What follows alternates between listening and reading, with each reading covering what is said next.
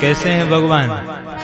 सत स्वरूप हैं। सत किसे कहते हैं? जो तीनों कालों में विद्यमान हो, पहले था, वर्तमान में है और आगे भी रहेगा, उसी को कहते हैं सत।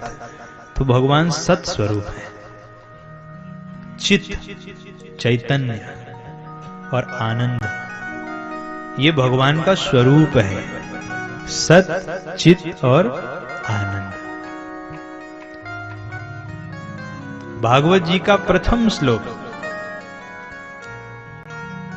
जिसमें भगवान श्री कृष्ण द्वैपायन वेद व्यास जी लिख रहे हैं। वैसे इनका नाम तो कृष्ण ही था, भगवान के अवतार हैं, इनका नाम कृष्ण था।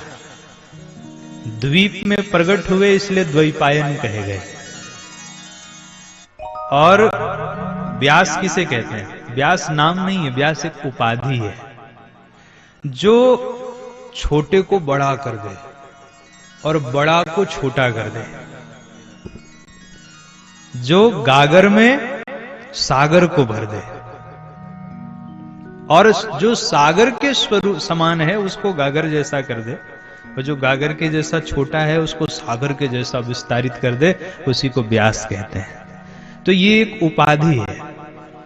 व्यास समास, कभी किसी प्रसंग को सूक्ष्म कर दिया, किसी को विस्तारित कर दिया।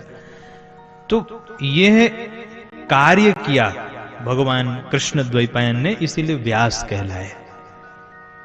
नाम था कृष्ण, द्वीप में प्रकट हुए इसलिए कहे गए द्वैपायन। श्री कृष्ण द्वैपायन वेद व्यास, और वेद की रचना करी, वेद, तो इसलिए इनका यह नाम पड़ा।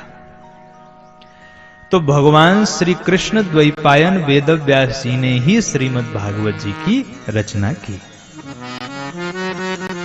एक एक चीज हम लोग स्पष्ट करते चलेंगे और आप लोग याद करते चलेंगे। भाई हमको ऐसी कथा नहीं सुननी है जो पल्ला झाड़ होती है। कुछ श्रोता ऐसे भी होते हैं कि बैठे कथा सुने, यद्यपि आप लोग ऐसे नहीं हैं, लेकिन कहीं कहीं ऐसा भी हो जाता है। कुछ लोग बैठते हैं, जब तक बैठे तब तक कथा रही, उठे और जैसे ही पल्ला झाड़ा सो सारी कथा भी उतार दी। ऐसे नहीं, कथा याद होनी चाहिए। आपने पहले दिन अगर कथा सुनी है